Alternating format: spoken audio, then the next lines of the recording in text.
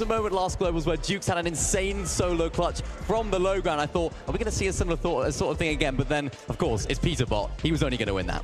You know, they like to say that sometimes people like to put people into a false sense of security. Oh, Peterbot and Pollo, day 2, they're washed. Everyone else, this is when they put them into that sense of maybe we have a chance. Oh no, Peterbot and Pollo, they're still there to fight. They're still there to show that they are the best in the world and at the top of the leaderboard. Oh no, they've reclaimed that spot for just a moment. Thomas HD Queasy had it.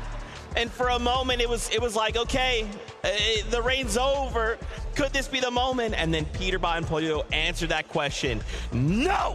Nice try, fools! I cannot believe what we just witnessed. And 10 eliminations. Remember, the victory round is worth 100 points by itself. Yes. You slap 60 points on top of that. Here we are. Here we are. 56 eliminations. Look at that column 1 in from the right. 56. Nobody else comes even close to that. The second place team, Thomas and Queasy, 29 eliminations.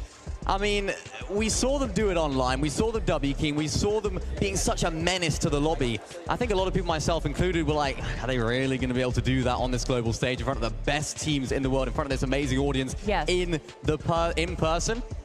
Yes, is the answer. Yeah. They can do it. They can still do it. And, I mean, that's a great response after the first 2 games. Wasn't the best for them, but that's a response of winners right there.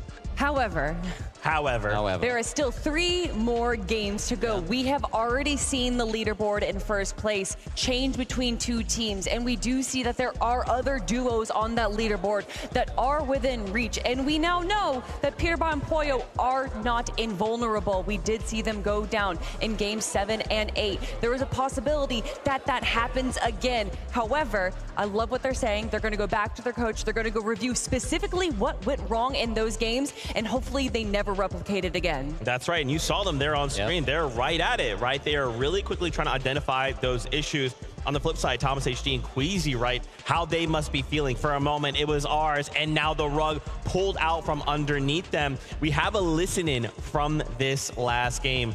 Take a look. Stay down there! On me, I'm probably dead. On me. I'm dead.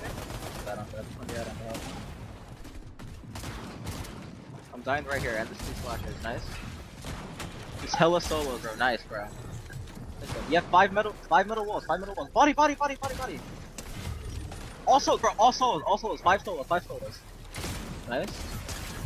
Nice. Get 2 bodies there. 2 more solos. You need to reload. One's on height. I think you go up. Nice, bro.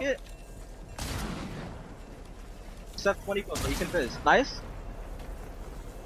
The best player in the world, baby! Oh my god. Come on! Let's go! You're actually crazy. Holy, bro, let's go! Yeah, so remember for like a moment, like a lot of yesterday, we had that like super cocky Peterbot, and then like for the first 2 games he was there. He's back, he never left again. He was just like, it was like the dangling the carrot, like, yeah, everything's cool, everything's fine. These guys are beatable, just kidding. That's not the case. I do want to mention, though, yes, Peterbot and Pollo did absolutely well there, but Queasy, a solo on the low ground with no mats, able to get back-to-back eliminations as well, just making sure that they are still collecting those points because they don't want to see the 150-point deficit that they saw from yesterday. Yeah, they really don't. Really well-played game from these guys. I mean, it's unfortunate that Peterbot and Pollo had such a good game from their perspective because this was another solid performance from them. You saw how Thomas HD went down right there. Really unfortunate situation. Queasy was actually able to pick up Thomas HD's materials once he was finally eliminated in the storm, so that just kept him going and allowed him to make this solo clutch. Some really nice eliminations. This one in particular, unfortunate that he couldn't get those builds, because I think if he could have got those builds, he would have had a little bit of a better placement in the end. But solo clutching 6 is so good, and particularly for Queasy, who I feel like people don't often give him the credit as a really great mechanical player. It's all about Thomas HD. He's the fragger, he's the best player in this duo, but no, Queasy has what it takes as well. He's proved it previously, he's proved it today. He is one that can perform as a solo.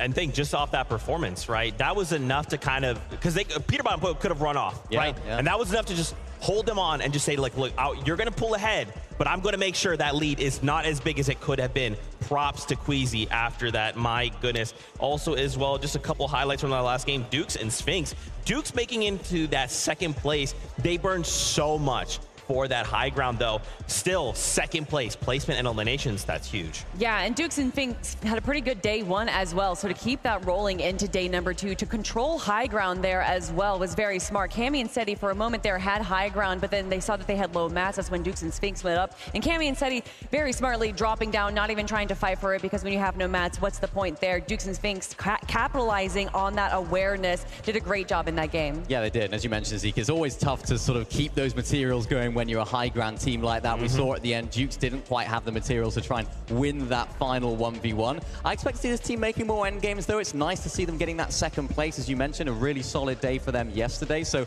building on that, not crumbling under the pressure of having that good performance in day one, I'm excited to see what they can do. That's right. Ladies and gentlemen, Fortnite fam, we are now at the halfway point of the competition. Only 3 games left to go. Our players have left the stage. Now they'll have a moment here of respite. They'll be able to eat, talk to their coaches. So when we return from this next break, we'll have more for you here from the FNCS.